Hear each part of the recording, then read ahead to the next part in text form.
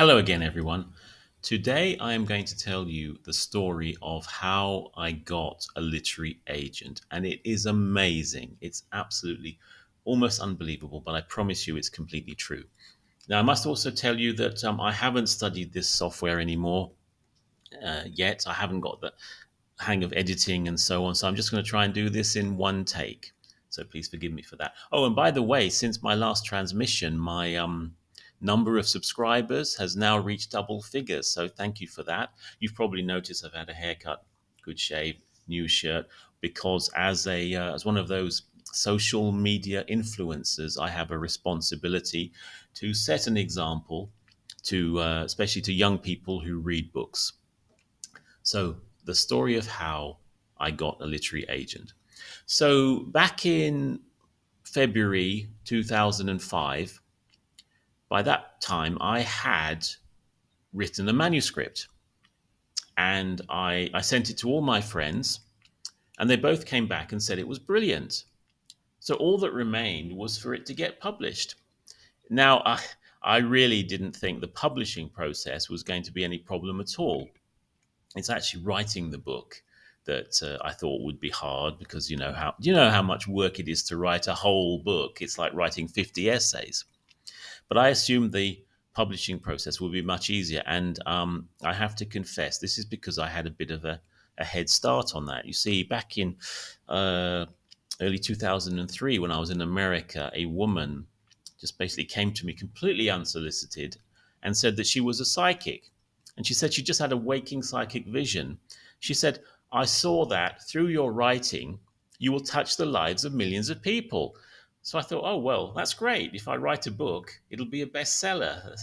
Very straightforward. All I have to do is write it. By the way, you can probably hear echoes of ego in this as well. Yes, my ego was very, very excited when it heard that back then, but ego's probably been the biggest obstacle in this process. Anyway, I had a manuscript. My friend said it was great, and I wanted to get published. So there is an established process for getting published. You must acquire the latest copy of this book, The Writer's and Artist Handbook, Yearbook. This is obviously a more recent edition than I had back then. And you go through, and it lists all of the literary agencies in the UK and the US. So you go through that, read about the agencies, and select a short list of agencies that might be interested in what you have to offer. Um, and in those days, agencies were still taking paper submissions. Obviously, nowadays it's all done by email, but in those days, you'd actually send them something physical, not the manuscript, but a book proposal. Now, fortunately, I had an office job at that time, which gave me access to a commercial laser printer. So I would come into the office at 7 a.m. There'd be no one there till 8:30, and I would print off copies of the book proposal. I wrote a fantastic book proposal. It explained the market for this book, which was everybody, and how it would be very successful. And of course, I listed the acclaim from my friends who said it was brilliant. I didn't mention the psychic woman saying it would touch the lives of millions of people, because I felt that was like cheating, and also the agents might think I'd lost my marbles, so never mind. So you are instructed to prepare a book proposal and accompany it with it. It must go out with a white self-addressed envelope to yourself, and you mail that off. So I selected 20 literary agents and I mailed them the book proposal with the white envelope. Um, so over the course of the next few weeks, I was still coming into the office, obviously on the train, and I was looking at my fellow commuters, mostly sad-looking men in grey suits and so on. And I was thinking, wow, this summer they're going to be reading my book and laughing, which actually tells you that at that time I had absolutely no idea of the time scales involved in publishing. It is completely ludicrous to think that if you submit to an agent in February, people will be reading your book on the train and laughing by the summer. As I said, publishing is mostly about waiting. So, over the course of a few weeks, the white envelopes came back, and I was very excited whenever I got one in the mail, and I'd open it, and it would have just a standard rejection slip.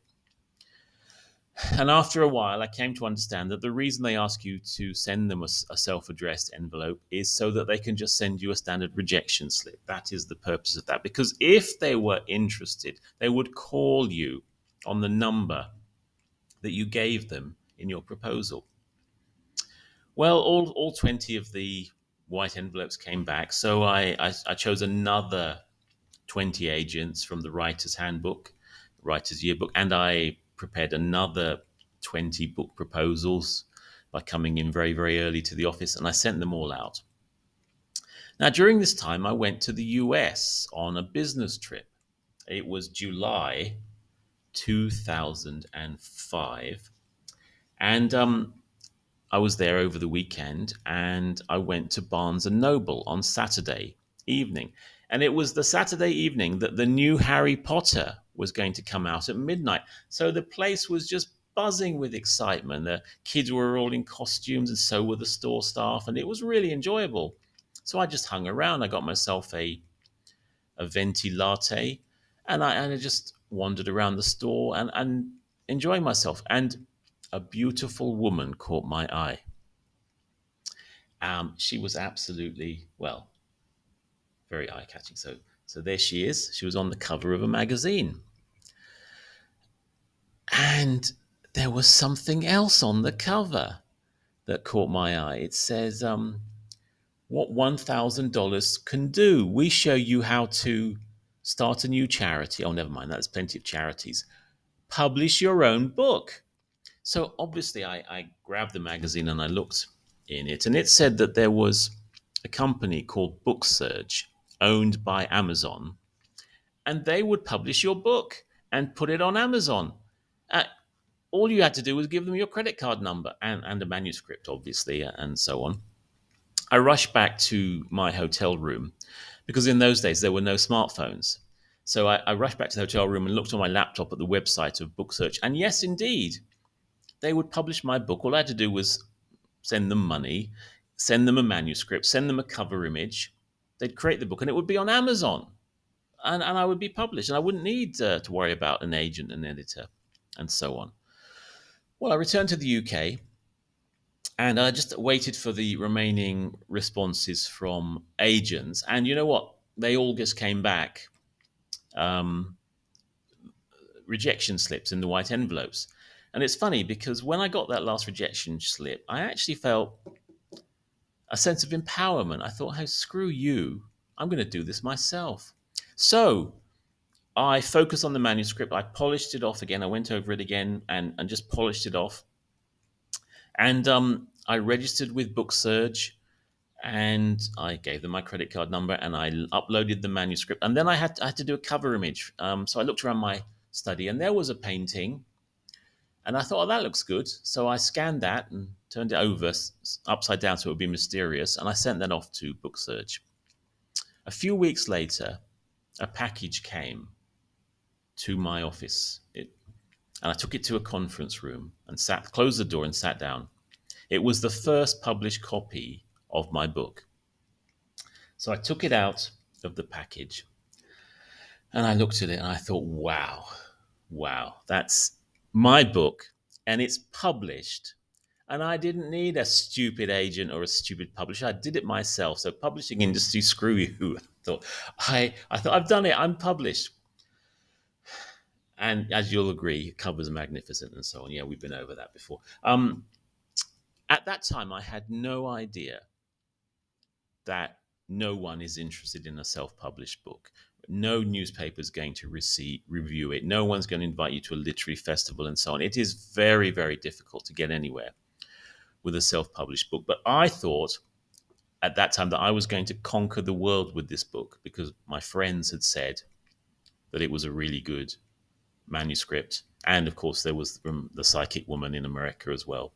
So I ordered 100 copies from BookSurge and I began my massive marketing campaign and I was sending it to every famous person I could think of. Just anyone and everyone. I was sending out a copy of the book with a letter. Now, over the course of 7 weeks, I sold about 40 copies. And I knew this because I could run a sales report. online. And the sales report from BookSurge would show me the sales on Amazon.com and Amazon UK. It would not give me any personal information, obviously, about the person buying the book, but just the time and date of the order and whether it was Amazon.com, the US, or Amazon.co.uk, the UK. The tragedy is I pretty much knew all 40 of those people because if someone would say, "Oh, I ordered your book last weekend," and I'd run the sales report, and "Oh, yes, I knew who that was." And someone would say, "I ordered your book yesterday," and I'd run the sales report, and "Ah, yes, I know who that is." So I pretty much knew all 40 of the people who bought the book over 7 weeks. Now, in addition to famous people, I wanted to get this book into bookshops. So I researched on the internet, obviously, and found that the head buyer of Waterstones, which is the UK's biggest bookstore chain, is a gentleman, or was a gentleman at that time, called Mr. Scott Pack. And I mailed a copy of the book to Mr. Scott Pack with an accompanying letter asking if he might read the book and stock it in Waterstones. At that time, I had no idea how important Mr. Scott Pack was. I later read another article on the internet which said that the UK publishing industry was like a pyramid. And at the bottom of the pyramid were thousands of wannabe writers like me. And they were chasing a few score literary agents. And they were chasing a few dozen publishers. And they were chasing Scott Pack because he was the person who decided what books got into Waterstones.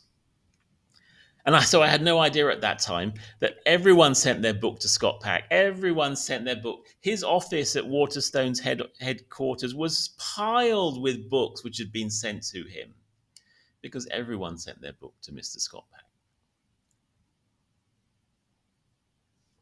So a few days after I'd sent him my book, I ran the BookSurge sales report and I could see the steady sales of 40 books over 7 weeks. Oh, but another 50 books had just sold in the last 3 hours on Amazon.com. 50 books in 3 hours, Friday afternoon in the US. So I thought, oh, well, something must have happened in the US. One of my friends over there must have got the book reviewed in a local newspaper or a local radio or something, and 50 Americans have bought it. Fantastic. I went to bed. I woke up on Saturday morning and I ran the sales report. It showed the steady stream of 40 books over 7 weeks. And then it showed that 250 books had sold in the US over Friday afternoon, Friday evening, Friday night. 250 books during the course of an evening. It was obvious what had happened. Something had happened in the US. One of my friends must have got it into a newspaper, radio show, local television or something, and 250 Americans had bought it. God bless America. 250 books in an evening is best-selling. I'd made it. I was just so happy because it had happened. My book had taken off, and publishing industry, agents, publishers, screw you. I didn't need you. I did it myself. So I printed off a physical copy of the sales report, and it showed the steady sale of 40 books over 7 weeks. And then I drew this big red arrow and I labeled it in red, US media event. Now, I didn't know what the US media event was, but I would obviously learn in due course. And then it showed this surge of 250 sales over the course of Friday afternoon, Friday evening, Friday night. So I wrote an accompanying letter with this marked up sales report to Mr. Scott Pack, and I put them in an envelope and I drove to Waterstone's head office on Sunday evening, and I gave it to the security guard marked urgent, Mr. Scott Pack, knowing that when Mr. Scott Pack opens it on Monday morning and he sees this sales report, of course he's going to find that book amongst the piles of books in his office and take a look. And that's what I did. On Tuesday, BookSurge emailed me to say that due to a computer error, a single order had been caught in some kind of a replicating interface loop or something, and had been multiplied out many times. But not to worry, they'd fixed the problem. I ran the sales report, and the 250 orders had just disappeared, leaving just the one originating order, which I knew from the timing was my friend Lucretia in California. So somehow Lucretia's home computer had got locked in some kind of a loop with their mainframe and just generated 250 ghost orders, which were now fixed, gone, eliminated. But I didn't say anything about this to Mr. Scott Pack. So a few days later, he wrote to me. He sent me an email and he said that his policy was honest feedback. And he said to me that the physical book was not of sufficient quality, especially the typesetting, not very good, not of sufficient physical quality for him to stock in Waterstones. But he said the actual content, the writing itself, was very good. And he said that he was willing to send it to a literary agent if I was agreeable to that. Well, I thought about it. I thought literary agent, but that's going back to the beginning, isn't it? I mean, I'm already published. If I go back to a literary agent, then he has to find me a publisher, and then I have to get. Then there's a process to getting published. But I'm already I'm already published. And I thought, well, let's be honest. Hang on a minute. I sent this book to over 100 famous, influential people, to newspapers. I sent it out there. I got nothing back.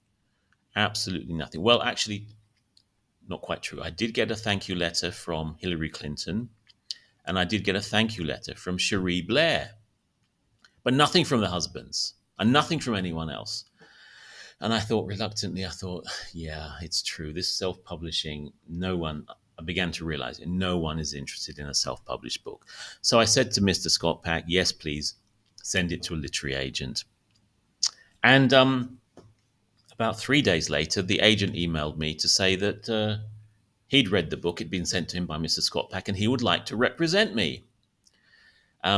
He told me later, Charlie, the agent, he told me later that Scott Pack told him, the cover is awful.